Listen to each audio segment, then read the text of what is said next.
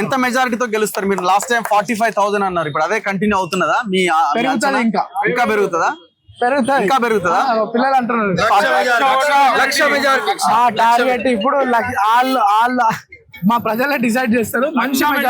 అంటే ఇప్పుడు అవతల వైపు నుంచి మొత్తం మహామహులు ప్రచారంలో ఉన్నారు కదా, కేటీఆర్ మొత్తం తానే ఎలక్షన్ చూస్తున్నాడు.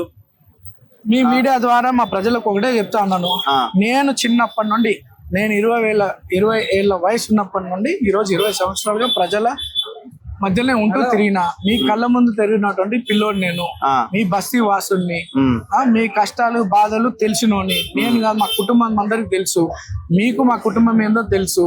ఈ రోజు మీ బస్తీ వాసుడు అంటే ఈ బై ఎలక్షన్ లో ప్రజలు ఎట్లయితే ఒక స్థానికుడు కావాలని బలంగా అనుకున్నారు, మా కష్ట సుఖాలు తెలిసినోడు, మాకు అండగా నిలబడే నాయకత్వం కావాలని పబ్లిక్ అభిప్రాయం మేరకు కాంగ్రెస్ సర్వేలలో నన్ను గుర్తించడం నేను అదృష్టంగా భావిస్తూ, నాకు వచ్చినటువంటి అవకాశం అంతా కూడా ప్రజల ఆశీస్సులే అనుకుంటున్నా.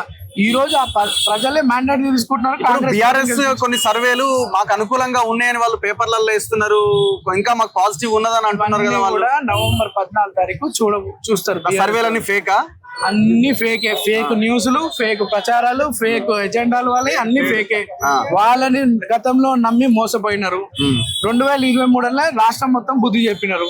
ఇప్పుడు జూబ్లీహిల్స్ లో 2025లో అంటే కంటోన్మెంట్ లో ఆల్రెడీ బుద్ధి చెప్పారు. ఇప్పుడు ఈ జూబ్లీహిల్స్ నుండి మొదలై హైదరాబాద్ లో బీఆర్ఎస్ పార్టీ ఎవరు కనపడకుండా, ఎవరు ఉండకుండా రోజు మీరు చూస్తారు.